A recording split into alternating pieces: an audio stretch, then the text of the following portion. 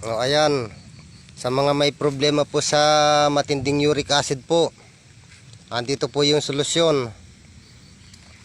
Yung pong nagbubukol-bukol po yung mga kasukasuhan nyo sa dulot po ng uric acid at namamaga, makirot. Ito po yung solusyon po na ibabahagi ko po sa inyo. Ito po ay tinatawag naming badak. Ito po ay isang uri ng luya na luyang ligaw. Ayan po. Kilalanin nyo po.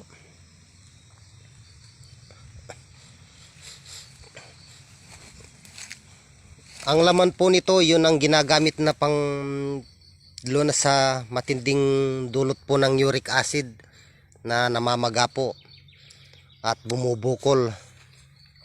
Tignan nyo po yung kanyang laman. Dito po. Ayan. Ito.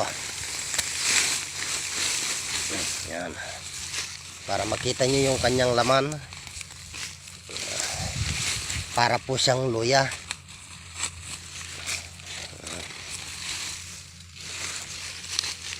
Ayan. Ito po'y talagang mabisa po at subok na po na namin ito. Ayan ang kanyang pong laman.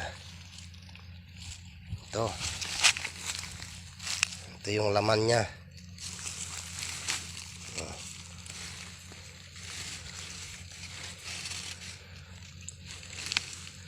Napakagaling po nito para sa mga matitinding uric acid po dyan na namabaga ang paa.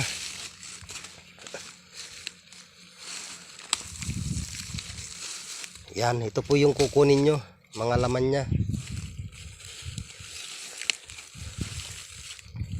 Yan.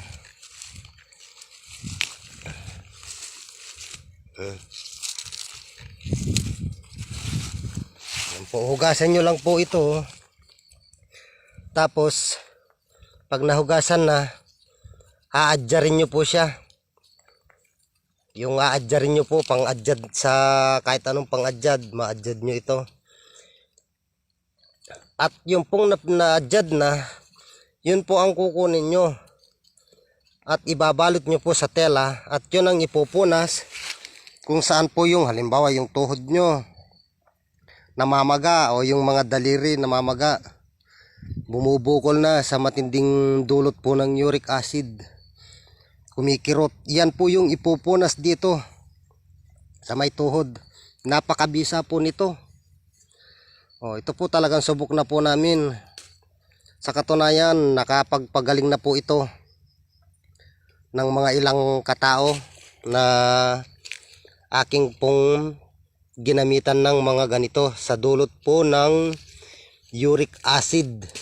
Hindi lang po yun, yung pong mga bagong na-stroke po dyan, ito rin po ang pinanggagamot ko sa kanila. Yung parang nagbabaluktot na yung mga kamay niyang ganon na hindi po ganong maibuka, ito rin po ang ginagamit ko. Hinaadjad ko po ito. Yung katas nun, yun ang pangpapahilot ko at linalagyan ko po ito ng konting langis. At magbubukod din po ako ng 2 kutsara na ipapainom doon sa mga na-stroke para po yung kanyang muscle at saka yung mga ugat-ugat po niya sa mga kasukasuhan mabubuhay po, babalik po yung normal na paggalaw. Ito po magaling sa matitinding uric acid na nagbubukol ang mga daliri, mga paa, yung tuhod. Ayan, magaling po ito. Yan po yung tinatawag naming badak. Yan. Kilalanin nyo po. Para po siyang luya, pero luyang ligaw po ito. Napakagaling po nito. Sa uric acid po, ilang katao na po ang napagaling nito na ito ang ginagamit ko na panglunas po sa kanila.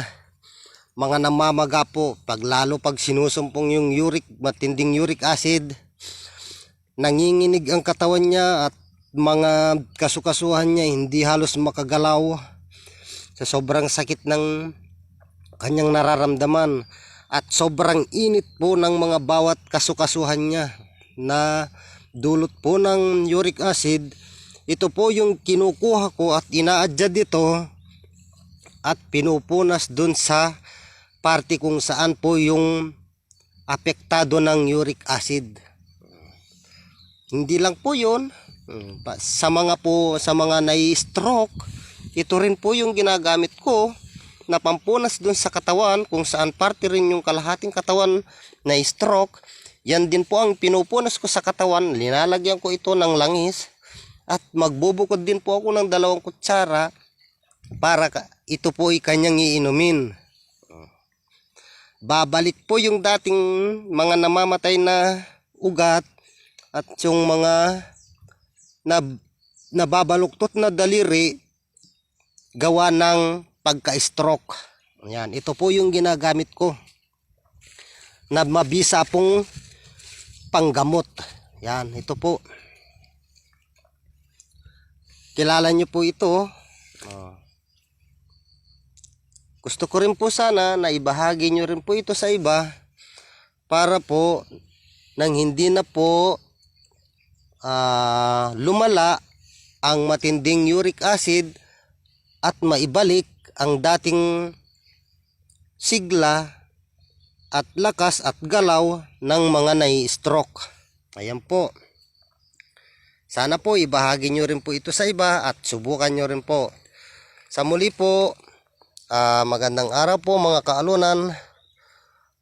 Yan na naman po ang aking ibabahagi na mabisang lunas para po sa uric acid at sa mga nai-stroke. Sa muli po, magandang araw mga kaalunan.